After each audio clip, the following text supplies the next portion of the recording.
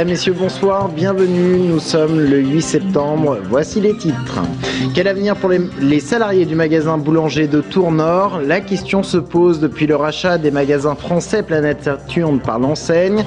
À Tours, le groupe HTM, qui détient donc Boulanger mais aussi Auchan, doit céder l'un de ses magasins pour éviter d'être en position ultra dominante sur le secteur de l'électroménager. C'est donc celui de la Petite Arche qui est sacrifié. La première rentrée de Claude Greff en sa qualité de secrétaire d'État à la famille. Déjà 2 mois et demi qu'elle a été nommée au gouvernement. Nous l'avons suivi hier sur une journée type. Les images dans quelques instants. Et puis en sport, le Tours FC se déplace demain soir au Havre dans le cadre de la 6e journée de Ligue 2. Le 4e du championnat reçoit ainsi le 5e. Le groupe HTM, qui détient Boulanger, mais aussi Auchan, s'agrandit en rachetant les magasins français Planète Saturne. L'autorité de la concurrence a donné son feu vert au mois de juin dernier, mais elle a posé ses conditions. Pas question que le groupe tue la concurrence par une position ultra dominante sur un secteur donné. C'est le cas à Tours. Boulanger a donc décidé de céder son magasin de Tours-Nord à la Petite Arche. C'est désormais l'inquiétude chez les employés quant à leur avenir. Julien Gauthier. Les 33 salariés du magasin Boulanger de Tours-Nord font grise mine.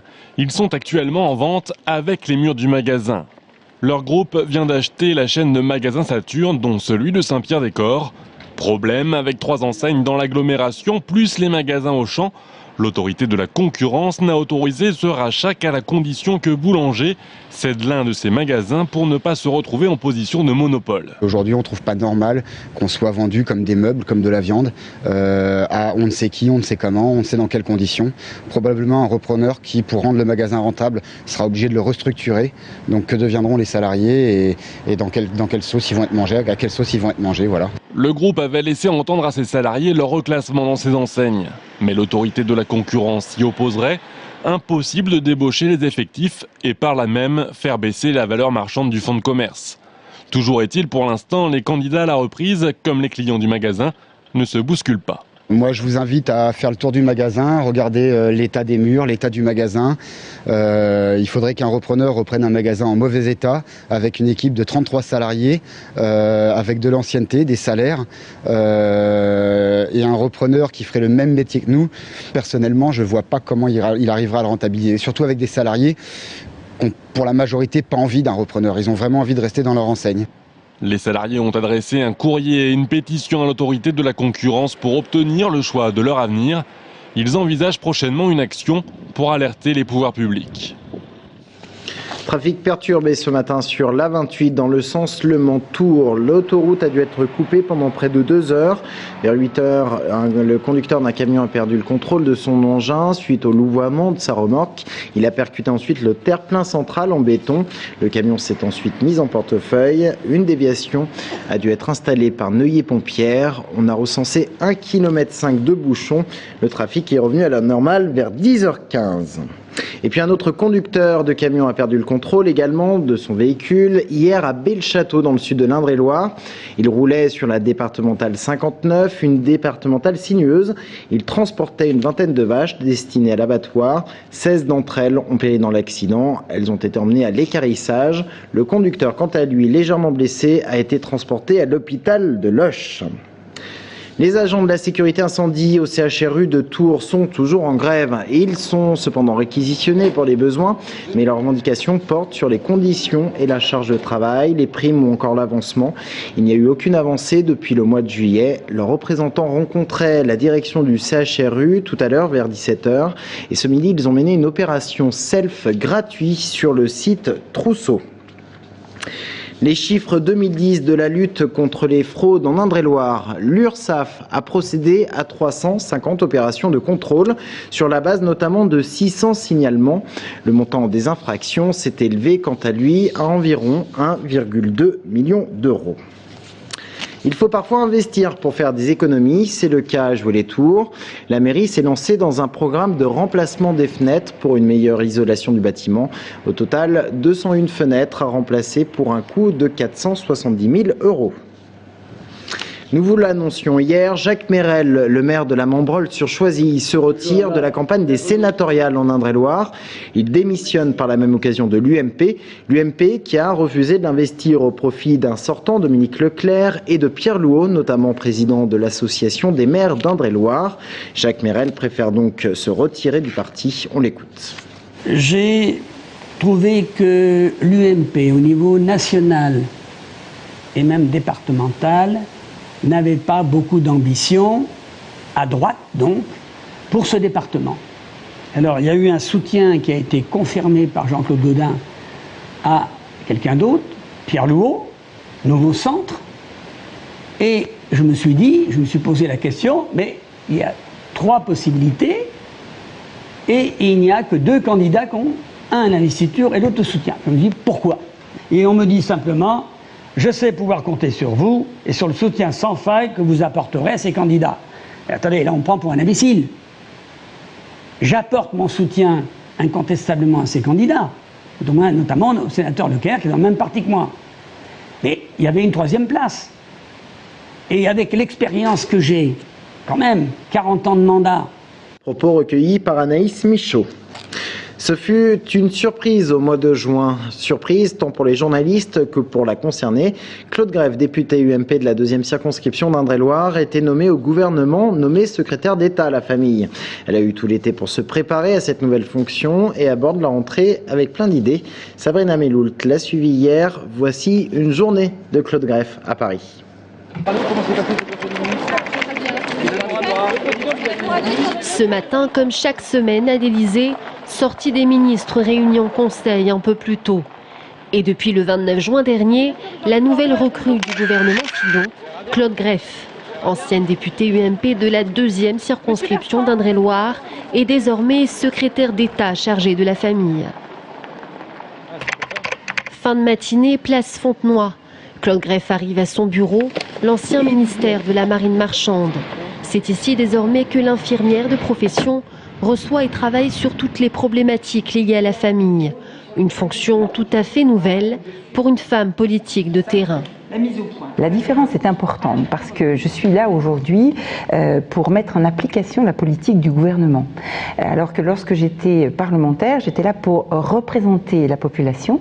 Je parlais au nom de la population. Donc on a 2 actions différentes mais en même temps complémentaires. Donc je vois l'autre face de l'action nationale au service des Français. Midi 20, Claude Greff se rend rue de Varennes, le fief de sa ministre de tutelle, Roselyne Bachelot. Une femme politique qu'elle a rencontrée sur le terrain il y a quelques années en Indre-et-Loire. Roselyne Bachelot a été la première femme élue politique à s'être déplacée en Indre-et-Loire alors que je n'étais pas élue, que je n'étais pas connue du milieu politique. Et ça marque et ça crée des liens. Et ce qui fait que depuis ce jour-là, nous avons progresser dans ces relations d'amitié et aujourd'hui on partage l'amitié et le travail. Une relation qui se veut constructive pour ces 2 femmes. La ministre des Solidarités et de la Cohésion sociale ne tarit pas d'éloges sur son alter ego politique. Ce que j'apprécie chez Claude Greff, ce que j'appréciais quand elle était parlementaire, c'est que c'est quelqu'un qui concilie une parfaite connaissance du terrain avec une présence intelligente et appliquée au sein de l'Assemblée nationale. Et ça, c'est pas si évident de rencontrer quelqu'un qui concilie les 2 choses. Entre elle et moi, le courant passe. Il passe parce que Claude est une fille intelligente, que c'est une fille loyale et que c'est une fille travailleuse. 13h, Claude Greff a terminé son entretien hebdomadaire avec Roselyne Bachelot. Une entrevue régulière qui permet à la secrétaire d'État et mère de 4 enfants de mettre en place les mesures de son travail. On a une vraie politique familiale en France qui d'abord a apporté beaucoup de choses. La preuve, c'est que de nombreux pays européens et bien au-delà envient notre politique familiale. On a un budget considérable, plus de 100 milliards d'euros, qui nous permet aujourd'hui d'avoir des femmes qui ont une natalité évidemment en avance, plus de 2 enfants par femme aujourd'hui, et qui permettent justement aux femmes de s'investir aussi dans le monde professionnel. Cet après-midi, dans l'hémicycle, Claude Greff est assise près de ses collègues pour les questions d'actualité. Ici, François Fillon, chef d'orchestre. Aujourd'hui, pas de questions pour la secrétaire d'État chargée de la famille. Les minutes filent. 17h30 ont déjà sonné. Claude Greff est convié à la réunion du président des caisses d'allocation familiale. Et des problématiques locales et opérationnelles que vous rencontrez. Notre journée avec Claude Greff se terminera sur cette dernière rencontre. 4 jours par semaine à Paris et le reste à Tours. L'ancienne députée d'Indre-et-Loire n'en oublie pas pour autant ses racines tourangelles.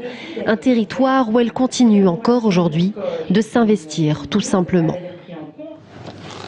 On passe au sport avec le Tour FC qui se déplace demain soir au Havre dans le cadre de la 6e journée de Ligue 2. C'est en fait le 4e qui reçoit le 5e. Alors à quoi doivent s'attendre les Tourangeaux? Élément de réponse avec Romain Deluyne. Comme Bastia et Clermont-Ferrand, le Havre et le Tour Football Club comptent 10 points, 3 points derrière le leader rémois. Et avec 3 buts encaissés en 5 matchs de championnat, les deux formations sont les meilleures défenses de la Ligue 2. Doit-on pour autant s'attendre au cadenas des deux côtés? La réponse du coach tourangeau est limpide. Non, mais je ne m'attends pas à un match fermé, mais je m'attends à un match très très équilibré, comme pratiquement tout le temps. Alors il ne va pas y avoir beaucoup de matchs qu'on va gagner 4-0, mais aussi on ne va pas perdre des matchs 4-0, pas beaucoup. Très équilibré, mais fermé, je ne crois pas. Sauf que la saison dernière, les données étaient identiques. Le HAC et le TFC étaient au coude à coude avant la 25e journée à Jules Deschazeaux. Et à l'issue d'un match fou, les Havrais avaient raflé la mise 4-3 dans les dernières minutes de jeu.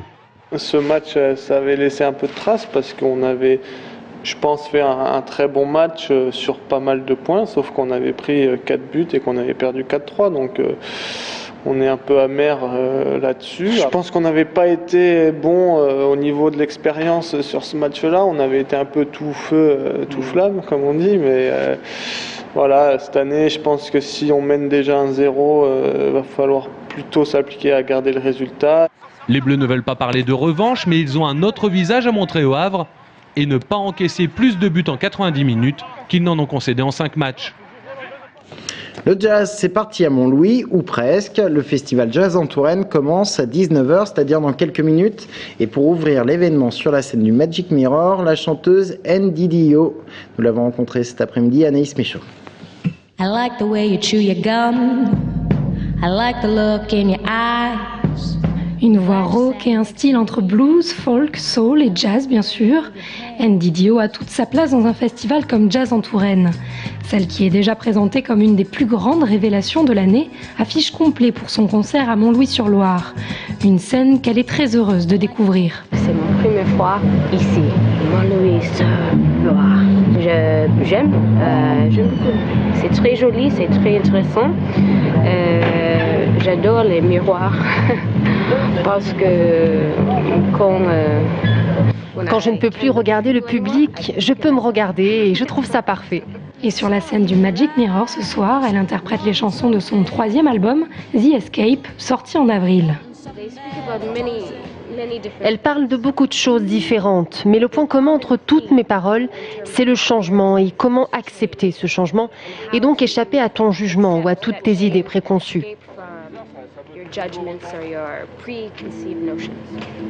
L'album de celle dont le nom signifie douce voix en inuit a été réalisé par Craig Street qui a travaillé notamment avec Norah Jones. Après Montlouis, l'artiste poursuivra sa tournée en France jusqu'au mois de décembre.